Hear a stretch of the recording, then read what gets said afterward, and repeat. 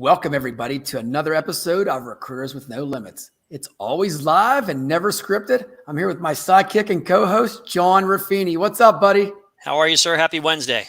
Hey, happy Wednesday to you. And our special guest today is Tori from Staff Force, all the way from Houston, Texas. Yes, sir. Here we go.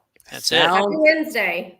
Oh, boy. I know. Can you believe it's already hump day? Wow. Time flies, Crazy. doesn't it? It does. Sure does.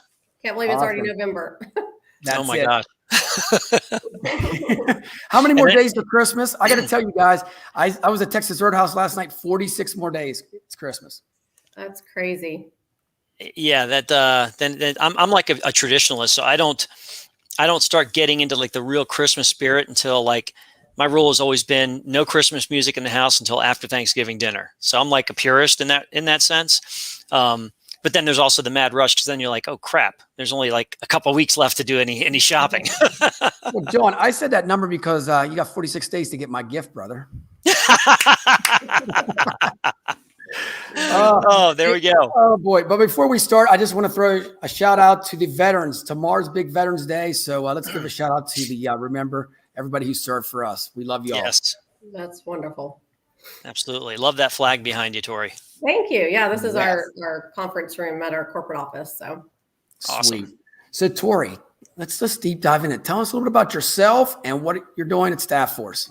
Okay. Well, I am, like you had already introduced me, Tori Raspberry. I'm with Staff Force. I've been here for 10 years, actually in multiple roles. My most recent role that I've actually been in for 5 or 6 years is a regional sales manager here in Houston. And then I did start with Staff Force as a branch manager. So I've done both sides of it, the ops side and the sales side. So know a lot about just the staffing world and kind of the ins and outs of everything. We have actually been in business for over 30 years. We are family owned and operated and actually operate. We've been in Texas for many years, and then we just ventured out to Phoenix early last year. And then we're looking at other states to go to. So we're in pure growth mode right now and excited about the future. And we staff for light industrial, clerical staffing, your skilled labor force, shipping, receiving, forklift drivers, welders, all of that kind of stuff that we staff for. And I would say the last 2 years have been really crazy with the pandemic, and we've all had to become super creative in our ways and kind of change our processes and just roll with the punches right now. So it's an interesting time for sure. Nice. Good, Johnny. You knew I was about to say something, didn't you? Yes, I did. So I'm going to throw out the elephant in the room real quick for all of us to kind of toss around. All right. So the government's now put this mandate out for vaccines. How do we think this is going to impact clients? How is it going to impact candidates? And is it going to help or hurt, or will it not make any difference? What's your take? It's going to be tough. It's definitely going to be tough. It's going to make a huge impact on a lot of companies.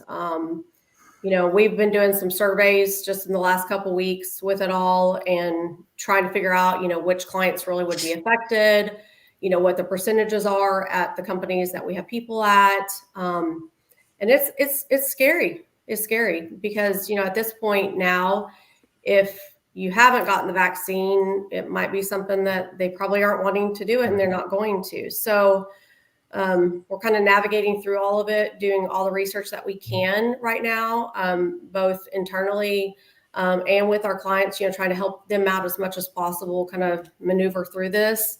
But it's going to be interesting over the next couple of weeks, kind of how this pans out. So, well, especially if you have a client or you're a company that gets partial or all of its funding through the government or through government channels, because that's really, you don't have a leg to stand on in that case. If you want to keep getting funds, you're going to have to comply unless somehow, somewhere this takes a different turn over the next couple months. Mm-hmm, definitely. Well, here's what's going to happen, guys. We all know this. If there's nobody working and they're all defiant, we're going to have to change the law. I mean, it's as simple as that. Something's going to have to be done because we need a workforce. I mean, that's just the facts. If companies are just people's walking out because of this, we're going to see a big change in the next couple of weeks. It's going to be I don't want to say exciting. It's going to be very adventurous is what I'm going to say. Yeah, it definitely will be for sure. Hey, we've been fighting that problem. Even though unemployment continues to creep down, we're still fighting the problem of there's so many jobs still left unfilled. And, the desire for skilled talent is still out there. And yeah, to your point, Richard, if this pulls more and more people out of even wanting to go back to work for a company, who knows? Are we going to start seeing more startups and entrepreneurial ventures and whatever it might be? It's going to be a real questionable time. No one knows what's going to happen. Much like the last 18 months, we've been kind of making this up as we go along, right? Right. You're exactly right. And John, you know what's funny about this? I'm actually doing very well now with getting candidates. Now they're going to shift it. I think they did this because of the shark. They want me to slow down and then shift gears again. Now they know they can't slow you down, Richard. It's like, I got to change again. Come on, guys. Come on, government. Give me a break. Yeah. But Tori, I got to ask you a question. Down in Texas, what are you seeing that like business development stuff with your staff? Like from my understanding, it's all about the client relationship now. It's always should have been, but it's more about that. Just going in and say, I can find you bodies and guarantee it. I'm sure companies are asking you, are you really going to find bodies for me? And work? Yes. Definitely. And we really, on the creative piece of it, we've had to figure things out because we are a boots on the ground sales force. So, we're knocking on, warehouses, doors, we're going to those business parks. I mean, we're old school when it comes to that. And, we're giving out our notepads and our pens and dropping by every company that we can. So, last year it really did affect us quite a bit as far as we had to change things. So we did a lot of Zoom calls. We started delivering, like we would send hey, can I, I'm talking to somebody on the phone, but they're working from home. I'm sending them lunch, to home, or, just doing everything that we could. We did a lot of the videos and, introduced ourselves more, on the LinkedIn and, those platforms to get our name out there. So, it's definitely different. But, our companies that we work with, we're super busy. We're super, super busy right now. My account managers are, getting new accounts every day, and it's an exciting time. It's definitely tougher to find those people. We have to have those tough conversations with those clients. Hey, no more can we pay this amount. We have to pay this amount. And so we're having to be more consultative to them and really partner up and say, hey, this is how we can help you, build your workforce back up, or, bring people in on a temporary basis. It's just really, we have to have those partnerships in place, like you mentioned. What kind of reception are you getting from your clients by and large, where, obviously no one likes to see an increased bill rate, but obviously, you've got to pass that on and pass that through the company. How receptive have the clients been in this age where, it's kind of like, hey, we need people, but now we got to pay more for them? I would say for the most part, most companies are open to it. The ones that maybe aren't, we're having to walk away from some business because of that. I don't want my recruiters working on orders that, are X amount dollars an hour, and then we've got one down the street that's $2 or $3 more. We just can't fill those orders. It's tough. And so we have had to walk away from some business when it comes to that. And then we've even done where we're doing, like a lot of companies are doing, like incentives. So it's, hey, if these people work for a whole month, we're doing an extra bonus, or, we're doing an extra, just anything, any type of incentives. We're trying to, really figure out things that work and that help the companies that we're working with. So you got to get creative. Exactly right. You got to. And I think, Tori, I see a lot of companies that won't bump their margins up. It's still a low margin, and I'll be up with you. I don't know how your staff is, but I call them out. I'm like, I'm done. I can't work with a low margin and a low rate. Yeah. Oh yeah. Definitely that we're seeing that as well. In the past where we would say, oh yeah, we might go down a little bit. Right now we're really not, or we're trying not to, at least. We're really not. Do you see companies, how about like the background checks? Are you seeing them ease up on that at all? Yes. Definitely. We are seeing that. We're seeing easing up on, drug screening. They're like, hey, just, we don't need a pre-employment drug screen, or, They're just, again, it's just going back to trying to figure out every way they can to open up their pool of candidates right now. And you say drug screening, that always got me, guys. It's like, okay, federally it's illegal, but by state it's legal, but you can't do it at work. I'm like, okay, what are you supposed to do here? I mean, seriously, it's been an issue for a while, started in Colorado, California, everything is like, okay, you can get it for recreational, but when you go to work, you got to stop it. I mean, you're going to fail a drug and test. you're starting to see companies, say, all right, we're going to test for drugs, but not marijuana. Right. So they're redoing how they test for it because, everything is moving toward that legalization shift. And yeah, it is hard because it's like, okay, well, it's legal. I can go home and smoke marijuana in my home, but my employer says I can't, so it can't show up in a drug screen. And that's their prerogative. I mean, as an employer, you can still say, I work for one. We still have, we have to be drug free. Where that's going to go in the future and how that's going to shift. But I think, we're starting to see more and more companies that are starting to remove that marijuana aspect and just test for, the other opioids and things like that. Mm-hmm. Yeah. And, because obviously it's not legal yet in Texas, but we're starting to have those client meetings and they're asking about it. Is there a way that we can just test on certain ones? So we're seeing it for sure here. Well, in 5 years, you're going to see the cup and THC is going to be off the list. You're going to say, what? That's like a cigarette. Seriously, it's going to be that way. It's just coming to that. Yeah. Tori, I got to ask you another question because light industrial, that's like one of my specialties too. Do you see companies giving any kind of incentive out, not just a staffing firm, but to get workers to stay? I found it the work-life balance. Light industrial, they don't want to work the 60 hours a week anymore. They want that 410s or whatever and a weekend off. Are you seeing that down in Texas too? Oh, sure. Mm-hmm. Mm-hmm. Yeah. I mean, it's whatever they think they can do to keep staff on. I mean, we've seen it where they just do it instead of, okay, hey, you work for the last 2 weeks, you get a $50 incentive. And it's funny because me and my ops manager were meeting with a client a couple of weeks ago and they're like, so we have to pay incentives to make sure they go to work every day, but then we're still paying them every day. So, obviously it's kind of an oxymoron, but hey, this is the life that we're living in right now. And we just have to roll with the punches.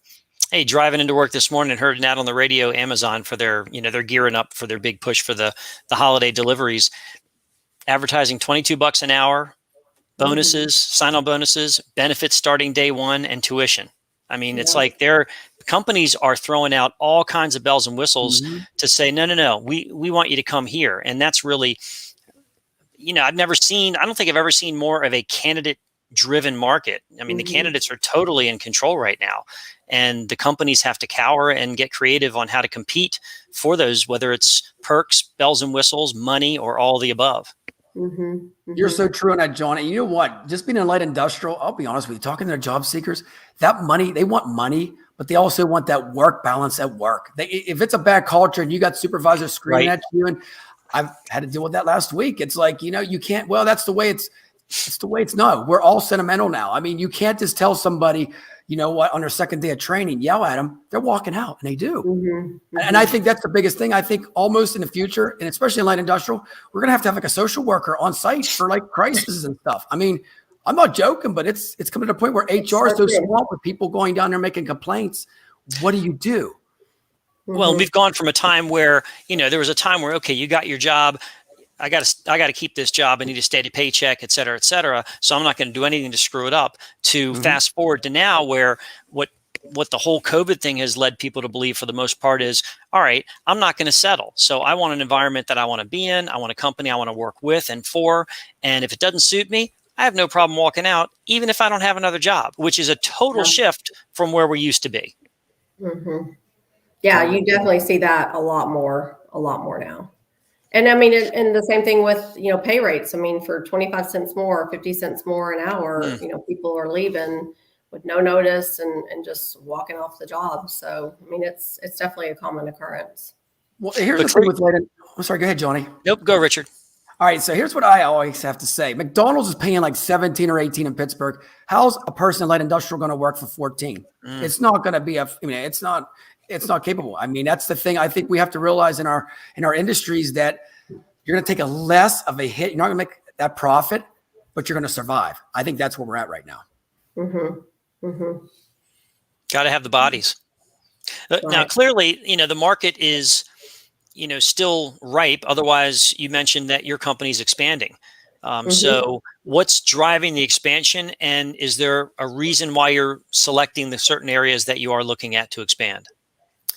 I mean, as far as the growth, I mean, I feel like we're just kind of in the forefront of the industry. And, we don't do the advertising, like some where it's, billboards and, commercials and things like that. I mean, it goes back to, we're still that old school, pounding the pavement on the sales side of it, hitting up every company that we can that, possibly could use.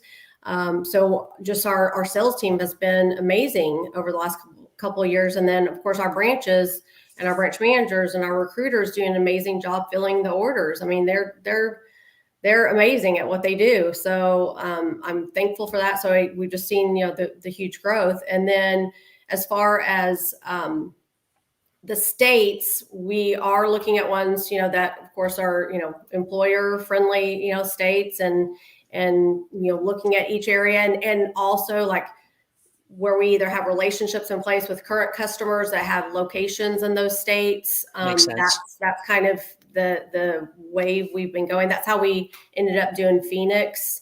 And Phoenix is doing amazing. They actually opened right before COVID hit hard last January. And, they had their bumps and everything, but they still, treaded through and is doing a great job. So we're looking at a couple other areas that we're ready to kind of tackle and get to that next point, because we were on the trajectory before COVID of opening 1 to 2 branches a year. And then of course, with what's gone on now is, that slowed that down a little bit. But here in Houston, we have 6 offices, and we actually are about to open another one here in East Houston. And then up in Dallas, Fort Worth, we have 7 offices, but we are looking at another office up in that area, Fort Worth, that area as well. So A nice stronghold there. yeah, we do, and we don't limit ourselves as far as industry. I mean, we do, retail distribution, food production, manufacturing. Really a little bit of everything that we are pretty much, part of. So it helps us out being, diversified. So in each of our locations, it might be a little bit different on where, who our clients are. Down in the Valley area, we have, or South Texas area, we have 3 offices. So we're able to staff for a lot of the companies down there. So we're in most of your major metropolitan areas in Texas. That's awesome. That's and incredible. I love hearing the fact that you guys are boots on the ground and in the face of your clients. Again, Richard and I are both fans of that. It's, our business is a relationship business on both sides of the desk. And I'm sure, Tori, that, having come up in the business, I mean, you've been at this, as long as Richard and I have, and having gone from a desk to managing a branch, all that responsibility in your current role, understanding how it all works, that has to make your job a little bit easier. Oh, definitely. Yeah. I mean, and the people that we hire, if they have both sides of the desk experience, that's definitely a huge plus on the sales side of it, because they understand, they're out in the field, and recruiters are at the desk all day, and so they understand what that takes. I mean, recruiters are selling just as much as our account managers are, because they're having to sell those jobs to the candidates and make sure they get to work. And especially in the light industrial area, I mean, we have to make sure they get to work every day. So less than just driving them there, we got to make sure that we've given them all the information that we can, as far as the job specifics, details, where is it at, where are they going, what are they going to be looking at while they're there. So all of that is very, very important piece of the whole puzzle. It's funny you mentioned. Yeah, it is. And you mentioned, that everybody's selling and recruiting. I was just teaching a class this morning, and, at the end of the day, recruiting is sales, and people have to realize that. Now, mind you, I've always been of the belief that if we do our jobs right, we don't have to really sell anything. So if you get all the information, you're just providing solutions and giving people what they're asking you to deliver. But if you don't do that, you do end up truly selling. But at the end of the day, we're influencing the process, and we're helping companies grow and helping people find work. So it's, something that, I know the three of us are passionate about. Oh, definitely. Exactly, Tori. And I got to praise your, Johnny knows what I'm going to say, that human connection, human touch. That's what it's all about right now. You guys got it on the streets. We have to be out. That technology hitting a button and waiting for somebody to come in the office. You got to be out on the streets, recruiting people and showing them that you care and love. I mean, you guys are doing a great job with that. Just saying that. That's amazing. Thank you. Thanks. I love what I do. So, and that's what y'all do. Best industry in the world. If anybody's out there, this is it. Jump into staffing. You'll never leave. Right. I swear to God. I always tell everybody that I interview, you either love it or you hate it. It's one of those things that well, if you hate it, you don't apply yourself. That's all I have to say. Exactly. Because there's a role for everybody if you try it. Mm-hmm. Sure. Well, there's a lot more other career paths that are probably less stressful and filled with less anxiety. But, the rewards that you get both inside your heart and financially really can't be topped. Yeah. Oh, definitely. I mean, it's, you're helping people that might not necessarily have a way of finding a job on their own, whether it's, they don't know how to write a resume or, they don't know how to present themselves. And we, maybe give them guidance and, hey, this is how you should interview, and, give any tips that we can. So, it's very rewarding. It's a very rewarding career. And I love it when, our account managers will, that we have like a little, like group message that we're all on, and we share ideas and different like marketing things that the reps are doing out in the field. And, one will say, hey, I was just at so-and-so's, this account and, I talked to the supervisor. We actually, he came through Staff Force and he grew through the company and, was thankful for it. So, I mean, it's just things like that go a really long way. And, it makes you feel really good about what we do. Yes, you summed it up. We care. I mean, and especially in light industrial, they come up and I'm sure they say to you, I've never had anybody like listen to me and care. I mean, that's priceless. I mean, seriously, I don't know if you do this, Tori, but every time I play somebody, I do a dance. I mean, I'm so excited more than they are. It's like that. We used to ring a bell. I don't know why we kind of got away from that. But I'd be like, ring the bell. It's time to ring the bell now. Ring a bell like Long John Silver's. Right. That's right. So Richard, I had to laugh because Richard's big. One thing I love that he does is he places somebody and he's got a picture, shaking hands with them, walking in them on the first day of work, and celebrating. Richard, you were wearing some Steelers garb this past Monday night. Were you at the game? And I was surprised your loyalty, as we all know, doesn't lie with the Steelers necessarily. So what was that all about? Wow. I am a fan of both. All I can say, Pittsburgh Nation out there, I love you too. So hey, I respect it. I'm giving you a hard time. It's all good. You do a great job of celebrating out on social media and promoting what we do as an industry and letting people know that, hey, there are still people out there that want to work with you at a close relationship-based level. And I think the candidates appreciate it. Tori, question for you. So over the last 18 months, we had a lot of companies that, used us in the past and maybe had to put the brakes on. So it's like, hey, got to wait to see what happens here. A lot of companies folded, a lot of companies cut back on staff. So their use of staffing firms was less. How did you manage, and what advice did you give to your sales teams for how to manage those relationships where they've been a client, but they're going through a tough time and there's not going to be any business there for a period of time? What's your advice to sales reps on how to handle companies like that? We're just really big on the persistence part of it. I mean, still stopping in, still, following up with them and keeping that connection going, because you don't know when that situation is going to change. And I mean, and I will say right now here lately, it seems like it could be, hey, I was there last week and nothing at all. And then maybe they got a, big contract and they're like ready to go now. So you just never know, when that changes. And we have had a lot of companies that, we not necessarily can do business with anymore because they just are not doing well. Mm-hmm. And so it's trying to find those new ones at the same time. So we're just really big on the persistence part of it.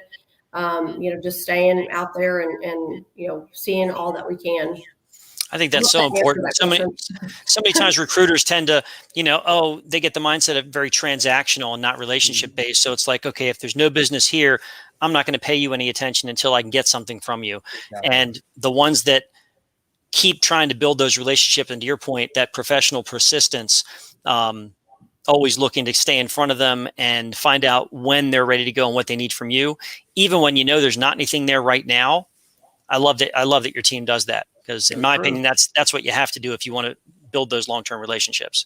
Yeah. And don't forget holiday cards for prospects too. Even if they're not a client, oh heck a yeah, holiday card. Don't forget them on every holiday. Right.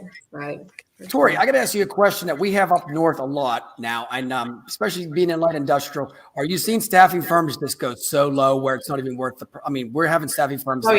You have workforce away. Yep. We definitely are seeing a lot of that. A lot of undercutting. What do you? What do you do on that? On that end, we walk away from it if it's not worth. I mean, if it's just to put somebody there to work and somebody's trying to make a profit. We've seen that a lot lately. I don't know. Oh yeah, walking away or. Mm-hmm. Yes, and we're very thorough on as far as our onboarding. We're doing a facility tour on every company that we're doing business with. We're making sure that it is a safe environment, that the people that we're putting to work, are going to be in a safe environment, and so that's part of it. But yes, we are walking away from business if they are asking for those super low rates. There's just too much out there right now to be able to help out with that. It's not worth it. It's not worth it at all. Are you seeing companies jump on and I tell them you shouldn't have 8 staffing firms in there for a warehouse. That's too many. You're jumbling up stuff. Are you seeing it down your way where companies are just bringing every staffing firm on? Yeah, I mean, I would say here, and even up in the DFW area, a lot of the companies do have, several agencies that they're working with. But yes, it's more where they're now adding more. They're like, okay, I'm just going to try everything I can to find more people. But that's tough. That's tough. And what we're really pushing, so if I'm going into a new company that I'm trying to, earn their business, and they are working with multiple agencies, it's like, hey, I want to be your backup, just let me, maybe fill 1 or 2 orders and I can show you what we can do. And we're going to outservice everyone out there. We're really big. I mean, once we do, get a company that we're working with, we're still out there. We're still out there in person checking in. Hey, how's our people doing? What's going on? I mean, we're really big on that part of it. I mean, we're big on, we do safety barbecues at clients, and we actually have this big old staff force grill, and they love it when we pull up and we're cooking out hamburgers or fajitas or whatever, and we're really partnering with those clients to show them that we are here. We're here to help out with whatever we can, and those employees, we want them to be treated just as your own. So I'm going to tell you, Tori, when you have that barbecue, if it's in Texas, you're going to invite me and John. We'll be down there, right? Right, For some barbecue. There's some good beef in Texas. Yes, that's right. That's right.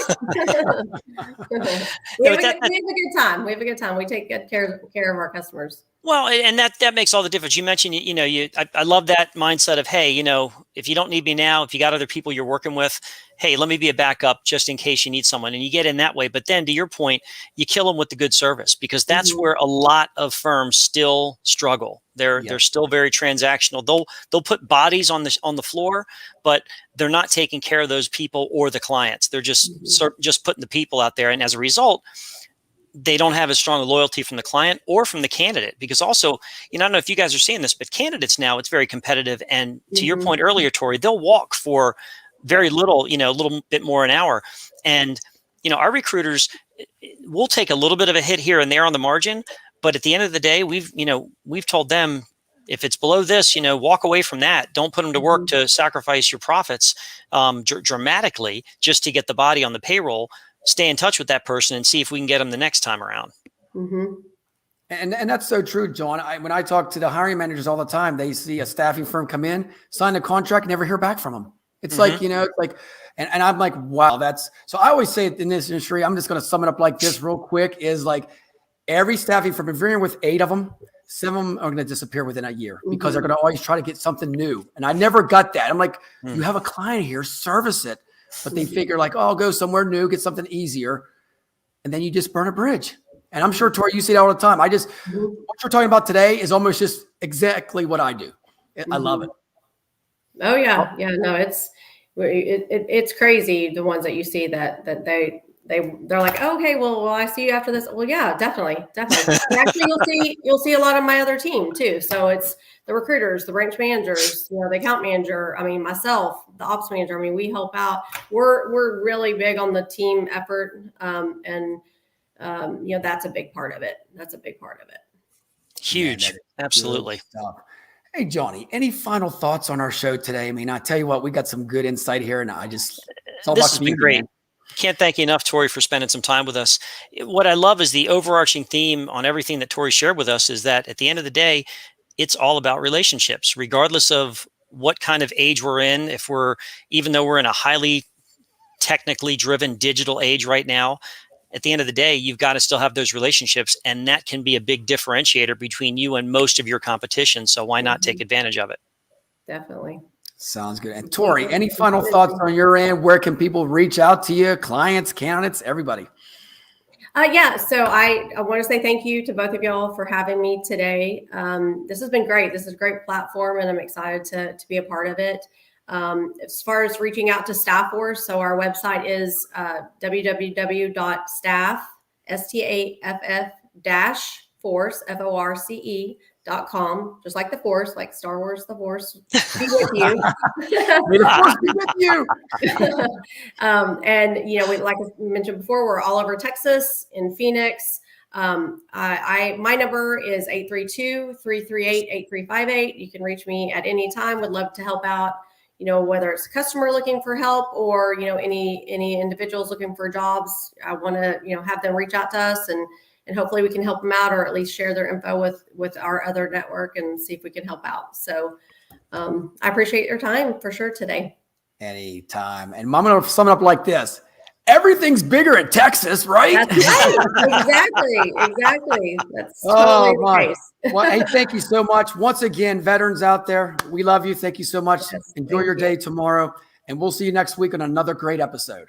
All right. Thanks, guys. Take care, everybody. All right. Bye-bye. Take care.